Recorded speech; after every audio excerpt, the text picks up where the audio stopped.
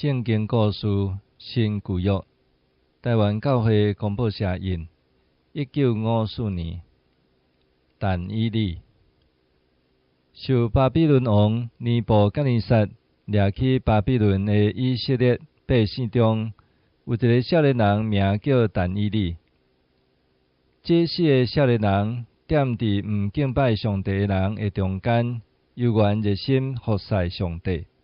后来王就选这4个来要教示因家历史人的学问，总是随时生起一个困难，就是因4个毋食王所备办的食物，因为这食物拢是先提起这偶像的。后来王有允准因，互因食菜甲啉水。经过10日了后，因4个人拢比食王青草的少年人搁较好看，搁较勇壮。实在上帝有得到较赢啦。上帝特别赏赐但以理，亲像约瑟相款，有托梦的气力。为着安尼，伊会通将王所梦见的梦说明互王听。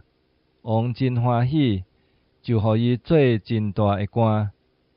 王宫真侪高人看到安尼真无欢喜，就找空芳要来陷害但以理甲伊的朋友。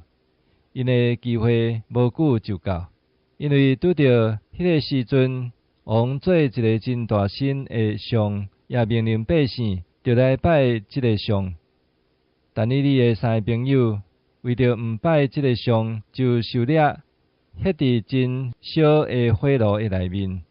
总是因拢无受伤，平安对火中出来。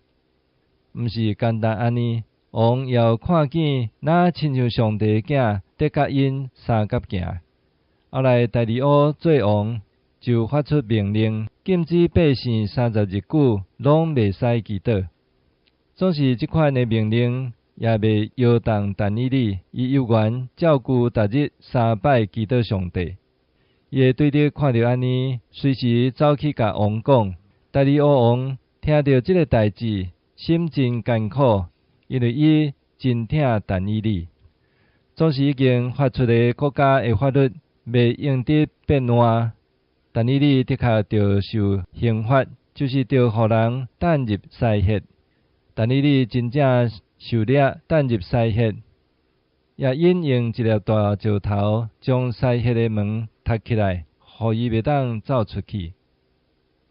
迄暝大利乌王拢袂困得，隔天早起透早，伊赶紧走去西穴一个看。但以理犹原平安活地，王看到安尼欢喜到极。但以理的上帝内西的喙，互因袂通伤害但以理。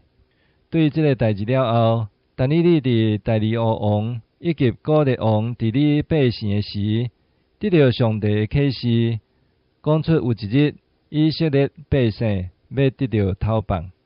咱伫遮看到少年人但以理怎样好打抵得国王，尽忠伫伊的上帝。